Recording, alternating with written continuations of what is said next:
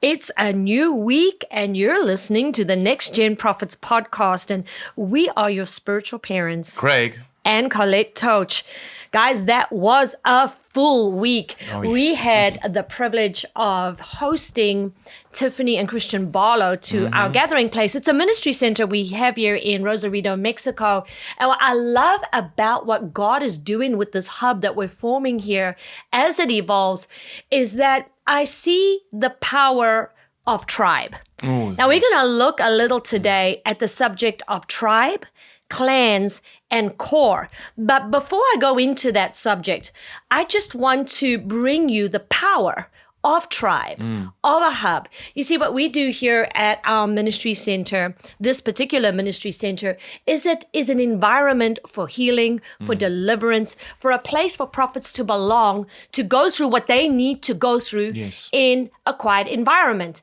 But what we recognize as we continue with this vision is how much everybody contributes to us as well. Yes. Because that's the way it should be. Yes. When you are tribe, it's not just one person pouring everything out. Yes, exactly. It's what they contribute to you as well. And as I ponder on the week that we've just spent with the Barlows, my mind goes to this beautiful painting that they bought for the guest room in our gathering place.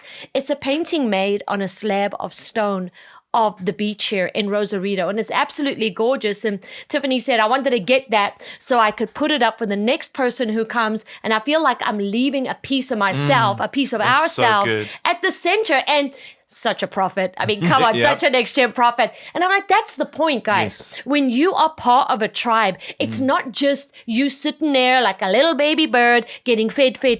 Yeah. No, can we switch up your mindset here Oh. and recognize that in a tribe, prophet, you are required to invest and give out as much as you receive.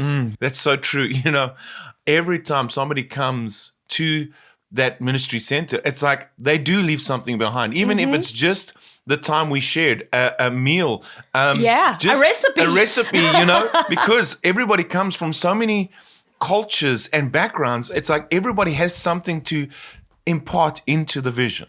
Oh, come on, prophet. Did you hear what the apostle just said there? I'm going to repeat it for you. Everyone, that's you, next gen prophet, has something to impart to the vision. No matter where God's positioned you, you have something to Yes. impart to the vision.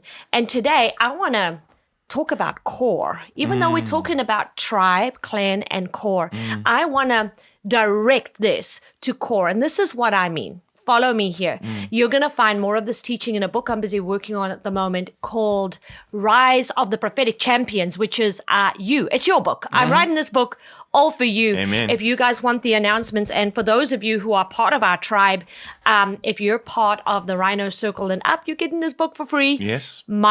myprophetictribe.com. If you are such a prophetic champion, you want to get on board with what God is doing with tribe, with clan, with core. Let's go to Numbers 1:52 to 53 today. The children of Israel shall pitch their tents, everyone by his own camp, everyone by his own standard. Now, a standard here is a banner. I want you to imagine this beautiful banner with its own emblem on it, okay? According to their armies. But the Levites shall camp around the tabernacle of the testimony, that there may be no wrath on the congregation of the children of Israel. And the Levites shall keep charge of the tabernacle of the testimony. So I want you to see this picture with me, okay? So we have the tabernacle here in the wilderness, in the midst, right smack bang in the middle of the campsite. Now, directly, the next ring that we're seeing around that tabernacle, you're going to find a couple of clans. Yes. You're going to find all the Levite clans. Then the third circle, what you have are all the other tribes of Israel, perfectly situated. I want you just to see this picture in mind, because I'm about to pinpoint it to core. Now, we see the tribes on the outside, right? We come inner. Yeah. We come one circle in and we see the clans. What's a clan? A clan was a collection of families, all part of the same patriarch. Yes. Okay? So a clan isn't as big as a tribe, but it's rather how the tribe is divided into separate families. But you'll notice something even more interesting when you look at how God established the order in the wilderness. On one side of the tabernacle, there was a very special section. And this is where Moses and Aaron Yes. and the high priests were camped. This right here, this one little small section on the one side of the tabernacle, right in the middle of camp, was what I call the core. Yes. The core is a group of warriors, a group of men or women that get together for a specific purpose, for a Yes. function. And it was from this core that all the orders went out. Yes. It was from this core that they were led through the wilderness Yes. into victory. Yes. It was from this core that God spoke, and it affected all the circles, all the clan, all the tribe. Prophet, God is calling you to Yes. be such a prophetic leader. Oh, guys, can you see how important this is? Because, if you don't have those core leaders in place, it leaves everybody else to their own imagination of what the vision's about. And that's what I saw. You see David and his mighty men. I mean, they were a core. These leaders came with their clans, with their families. Come on. It was all spread out. But they were the leaders. They were the Yes. ones that if they said, we're going to war, everybody under them said, I go with you.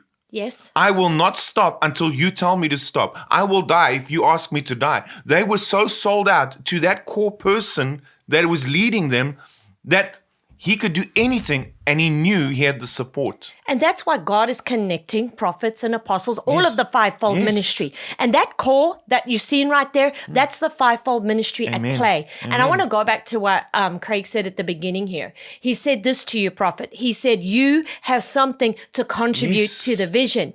But how often do you think the guy at the very, very back in one of the tribes got to speak to Moses? Oh, yeah. Not very often. No. Remember when Moses was sitting there judging all day and Jethro my had to come say, hey, my man, You're killing yourself. you're killing yourself. And so what did they do? They set up leaders of tens, hundreds, and thousands, right? So that everybody could get the vision. But you need to recognize, prophet, that God needs you part of that core. Think about that.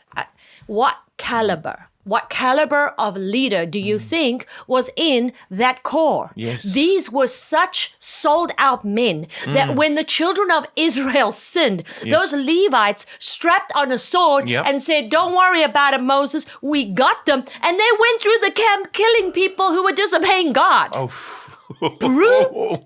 But when you look past the mayhem and the chaos, you see a core that was passionate, sold out, and committed Yes. to what God wanted to do. There was no place for what I like, what I feel, where I think we should go. It was this is God's way or this is no way. And that is why your process has been so intense.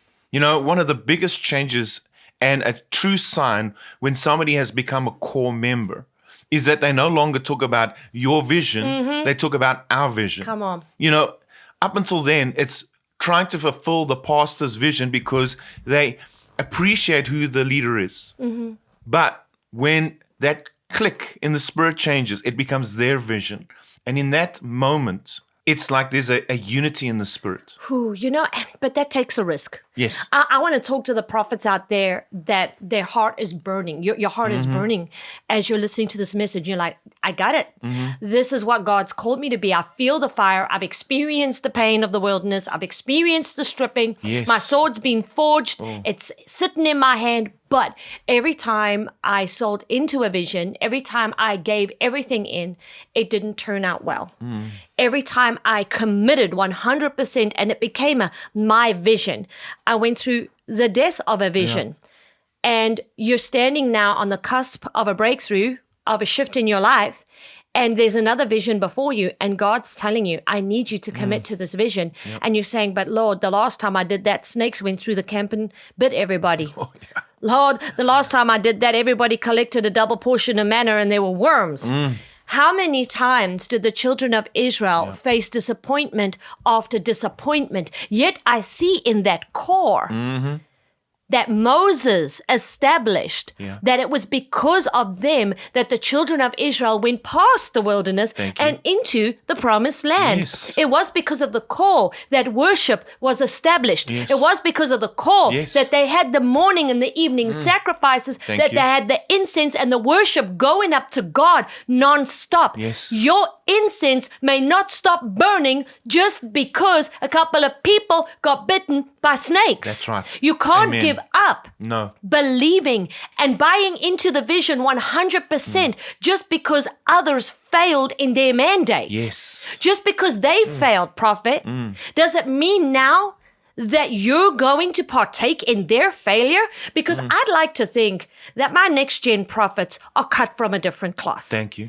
I'd like to think that no matter what's come against you, no matter how many disappointments you've faced in this life, that you're the kind of champion that still puts a sword in your hand and says, let's try that again. Yes. Because I am not going to be the product of the failure of others. I will take responsibility for the kingdom, and I am going to build. You know, Colette, as you speak, the Lord tells me that even though you were there and it felt like a lost cause, you were there to save others. That's the difference. And if you don't see that, you will not understand why you had to go through those seasons. There are the Joshuas, the Calebs that were there in that time. And yes, the Lord was waiting for the old generation to die out. But you know what? Caleb and Joshua were there to hold the children of Israel, the new generation, to the standards that were put out by the Lord and by Moses. They were there to continue that momentum, that vision that God had imprinted on them.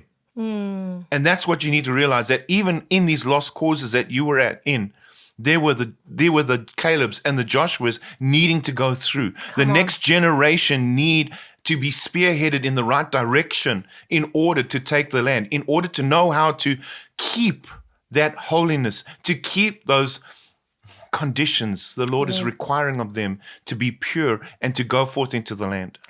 Now, there's some prophets listening here today, and you've been skirting around the tribe circle. In fact, even outside of that, you just came into the wilderness and the Lord has started to connect you to a tribe. This is fantastic. Yes. What do you have to contribute towards the vision? That's good. I have to give you a little bit of warning here. You can't just go straight to core. No. If you've just come out of the wilderness and God has connected you with a tribe and you know God needs you to be there, you need to begin with what you have to offer. That's good. Now, I just want to use the illustration of Tiffany and Christian this week. Yep. I mean, Tiffany, she contributed so much in how much they were with us, how much love they poured out to us. But you know what? That painting will always be in that guest room. Yes. She left something permanent behind. Yep. Christian sat with us and he invested so much business knowledge. He's an incredible businessman, has a keen mind, and imparted so much perspective to us on the business aspect of our ministry that I know we'll continue to walk in. So he's made a shift. He's made a change. Now, if you're that guy and you've just been added to a tribe, okay, give what you've got. Yes.